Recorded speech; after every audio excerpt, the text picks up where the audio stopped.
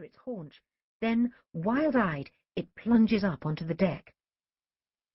The hunters disengage the sacks and fling them expertly to the waiting sailors. Then they jump from their horses and turn at the rail to watch as others repel their pursuer. As the cubs are carried down to where cages wait in the grim bowels of the ship, they cannot know that their last chance of rescue lies at the foot of the gangway with a spear through her heart. Chapter 1. In the Hold. The two cubs huddled together, their front paws intertwined, their heads and flanks pressed to each other. Darkness crushed them, and bad smells and motion, and fear. The darkness was total. It was not what they were used to. In the jungle, there is always light for a tiger's eyes. It filters down through the thickest leaves from a generous sky that is never completely dark. It reflects off pools and glossy leaves and the eyes of other creatures. Darkness in the jungle is a reassurance. It says it's time to come out of the lair, to play, to eat, to learn the night. It's a safe darkness, a familiar, right darkness. This darkness was all wrong. The smells were bad because there was no way to bury their scat, and there was the smell of other animals and their fear. And there was a strange smell they didn't recognize, a salt smell like blood, but it wasn't blood.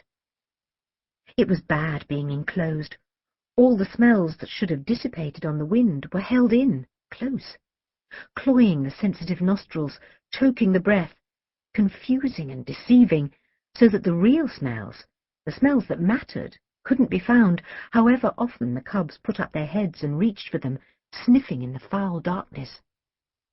The motion was the worst. The ground under them was not safe and solid. It pitched and rocked. Sometimes it leant so far that they slid helplessly until they came up against something like hard, cold, thin trees. These were too close together to let the cubs squeeze between them. Next moment, the ground tipped the other way. The cubs slid through the stinking straw till they fell against the cold trees on the other side.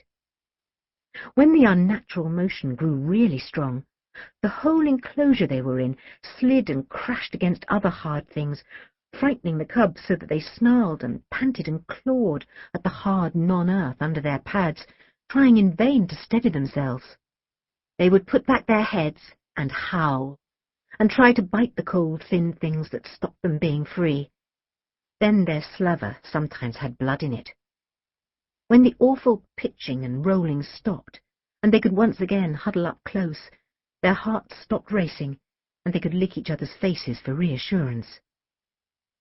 They were missing their mother, their big one. They waited for her return. She had always come back before.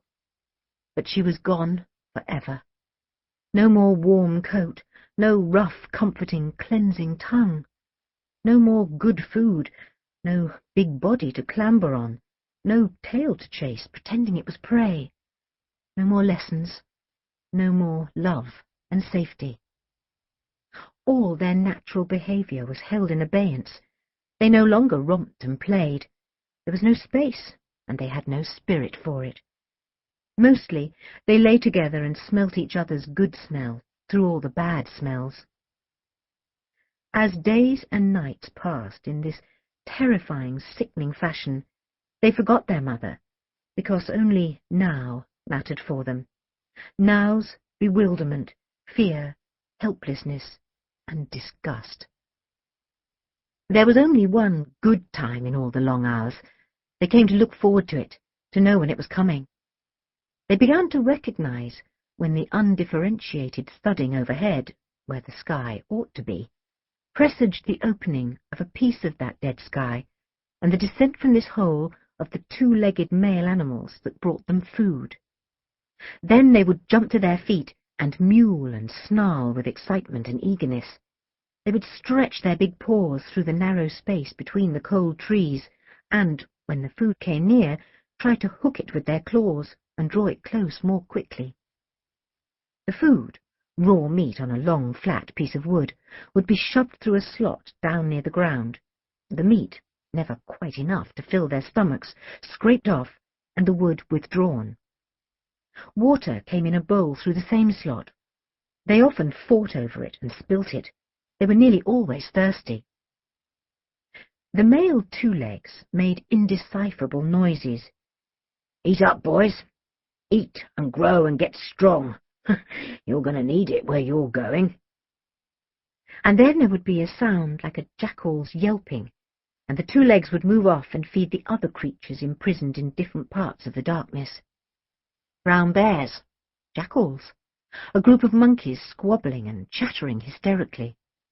There were wild dogs barking incessantly and giving off a terrible stench of anger and fear.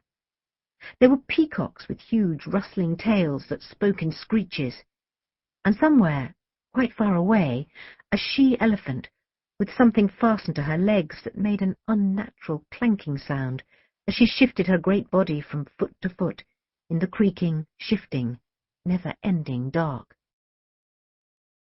One night the dogs began to bite and tear at each other, amid an outburst of snarling and shrieking sounds.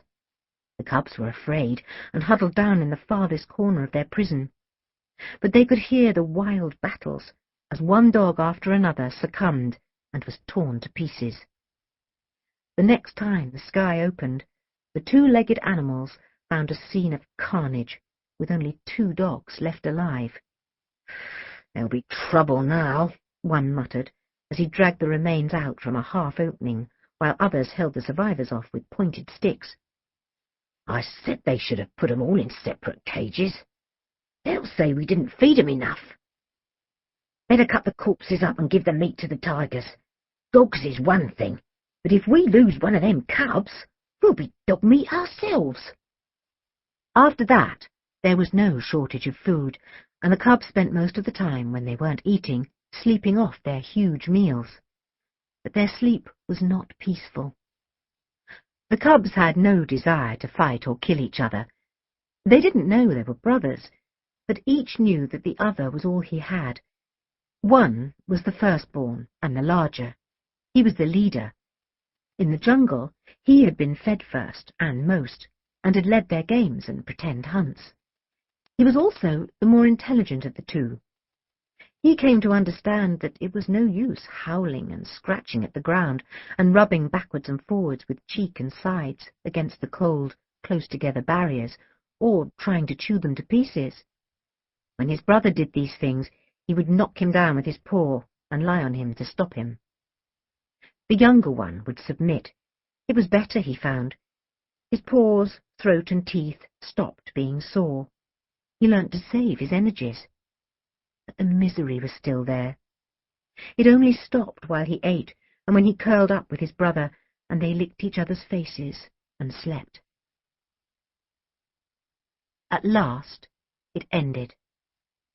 The sky hole opened and stayed open, and a new smell came through.